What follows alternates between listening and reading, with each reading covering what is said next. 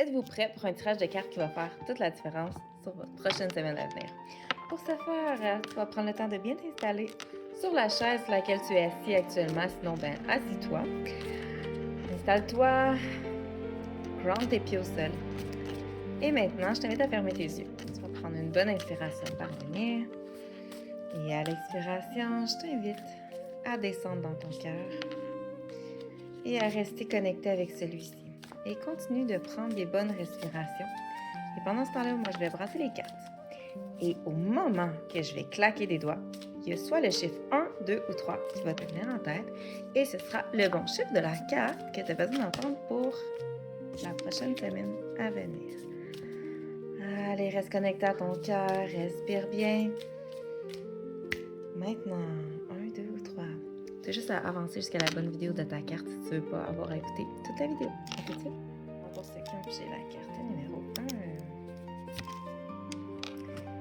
1. Accepte les choses que tu ne peux pas changer. Il t'est possible de travailler sur le présent puisqu'il t'appartient et d'investir dans l'avenir car le passé n'est plus. C'est ta responsabilité de le faire et tu dois acquérir la sagesse de reconnaître ce que tu peux vraiment changer. Il y a des choses sur lesquelles on a du pouvoir, sur lesquelles on peut changer. Ce que tu ne peux pas changer, tout ce qui te reste à faire, c'est à l'accepter et à lâcher prise. Maintenant, ceux qui ont pigé la carte numéro 2, sois à l'écoute. Tu vas grandement contribuer à la qualité de tes relations en améliorant ta capacité d'écoute. L'écoute, c'est d'abord une question d'attitude, d'accueil, de respect et d'amour. Aujourd'hui, pratique ton écoute en étant attentif à l'autre, sans penser à ce que tu vas lui répondre avant qu'il n'ait fini de parler. Efforce-toi de comprendre ses gestes et de saisir ses émotions au-delà des mots. Pose-lui des questions pour approfondir ce qu'il te dit et pour mieux le comprendre. Écoute avec ton cœur. Déjà, si tu écoutes avec ton cœur, ça va aider.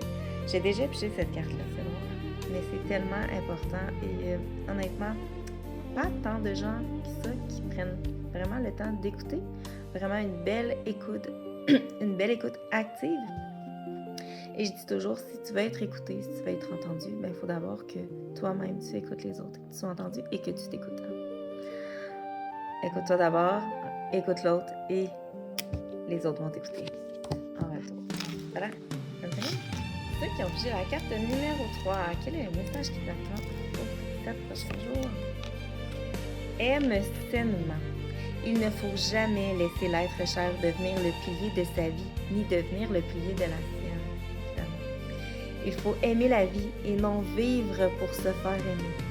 L'amour de soi est primordial pour assurer une relation dont le but est de vivre et laisser vivre, une relation basée sur le respect et l'harmonie.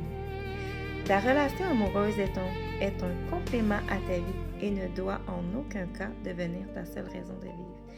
Évidemment, c'est tellement beau l'amour.